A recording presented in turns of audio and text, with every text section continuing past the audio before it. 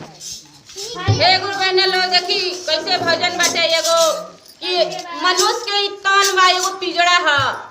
मनुष्य के जवन तन बा एगो पिजड़ा ह।